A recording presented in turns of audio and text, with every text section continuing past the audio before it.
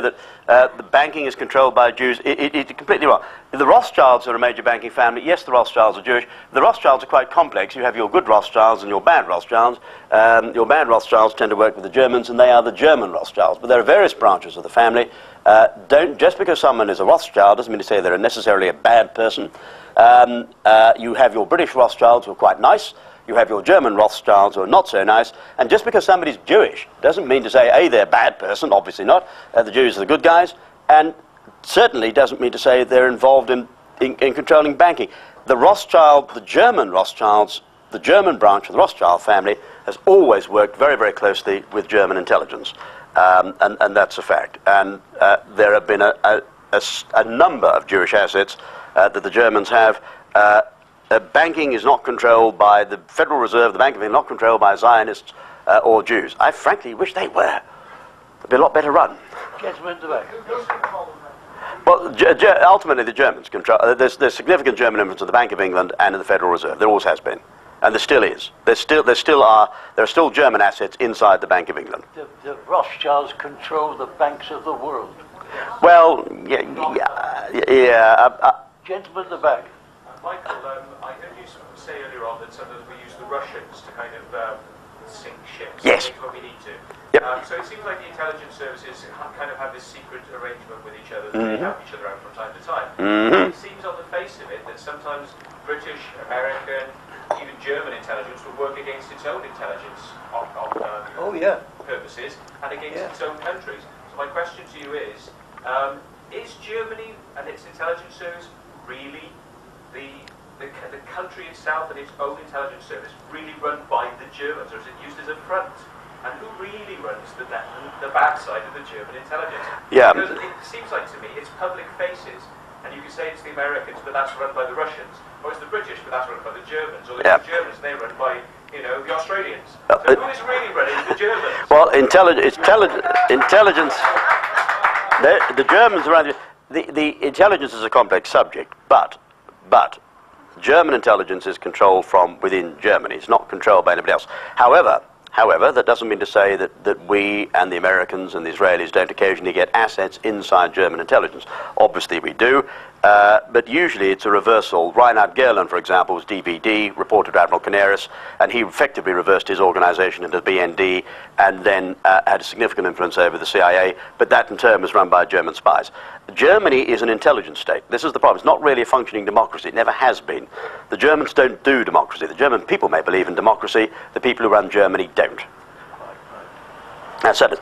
Just very quickly coming back to the comets, just finishing off the answer on the comets. The Farnborough tests were a phony.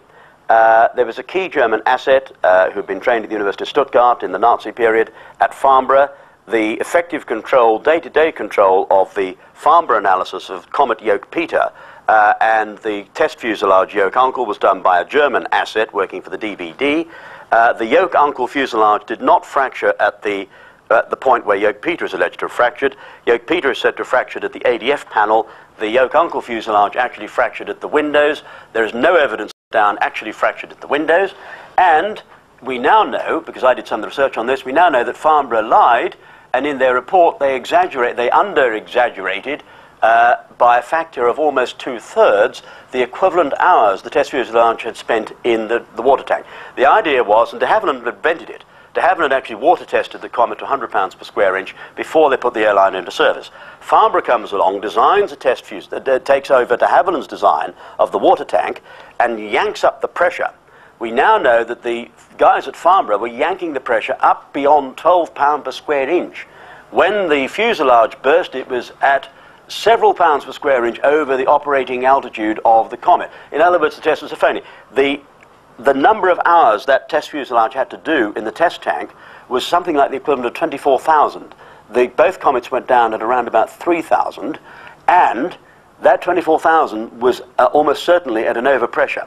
When the fracture happened, it was an overpressure, and there is one surviving piece of film, gloriously.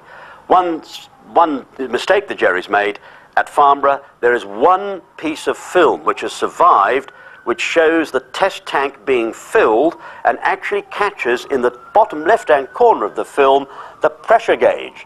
and it climbed way beyond 12. So at times there was only one guy at Farnborough at night in charge of this pressure tank. We don't know what pressures the plane was subject to.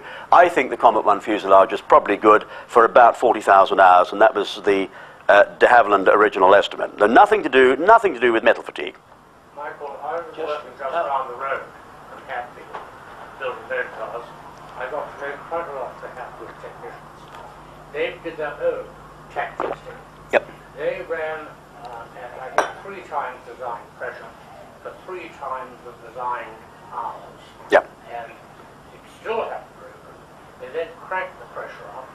This is how the Hatfield rather fast. Yep. And what eventually came by level right here is the glass fiber panel that insulated the air. Yeah. And that, of course, was a tricky thing because it had dissimilar materials being riveted together. Exactly. And that went to an extreme pressure. Now, the other thing, which very few people mention, we happened to have an apprentice who was then a Havilland apprentice in our village.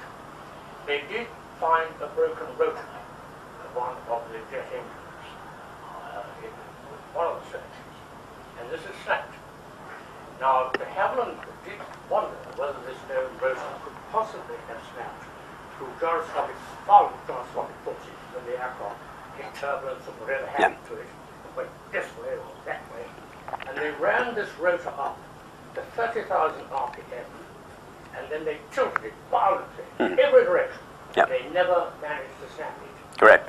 Why was that rotor? Exactly. The only explanation for the rotor is the violence caused by the explosion of the IED. The breakup and the crash, the losses of yoke Peter and yoke cannot be explained by metal fatigue. Just one final point, or 2 final points on the Comets. The wings are made of the same alloy as the fuselage, at the same, from memory, for the same thickness over most of the wing. The wing would be expected to go first. In the Farnborough tests, the wing section of yoke uncle went first. The wings were treated as a litmus test. You would always see a failure in the wing because the wing actually took more stresses than the fuselage. There was no fatigue in the wing. Bring the point to an end. Yep. It's gone too It's gone. far Okay. too long. It's a fascinating subject. Can we have short questions? Mr. Chairman, shifting to another subject, we're all very concerned about the European Union and are being submerged into it. And also our lords of misrule are milking climate change and all that sort of thing for all their work. I recently watched a speech given by Lord Moxton. Christopher Monkton, nice chap, yes, Christopher. And he blows away the global warming hypothesis very nicely.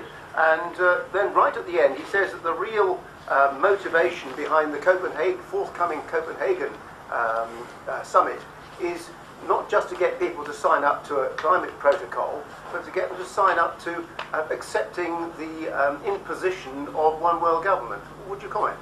Well, there's no doubt that there's sort of trilats, the people who daydream about one world government, are also pushing climate change. And there's no doubt there is some of them are arguing, even Al Gore at times verges on this, effectively saying that governments cannot be trusted to control CO2 emissions, therefore we need supranational authority. This is all, of course, nonsense.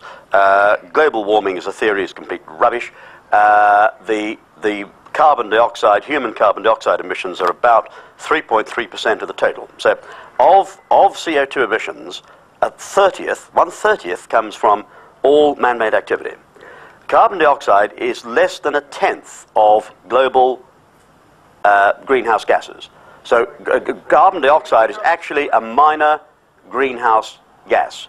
The most important greenhouse gas is water vapor, and then you've got, I mean, it's water vapor, water in droplet form, water in gaseous form is about 90% of the greenhouse gases. Carbon dioxide is, I think, somewhere about 5%. So as a exactly, the human emissions of carbon dioxide are 1/30th. The carbon dioxide in total, including natural emissions, most of which are natural, is responsible for about 1/20th possibly of temperature forcings. So we're talking about 1/30th of a gas that may be doing no more than the 20th of the global warming. In other words, all human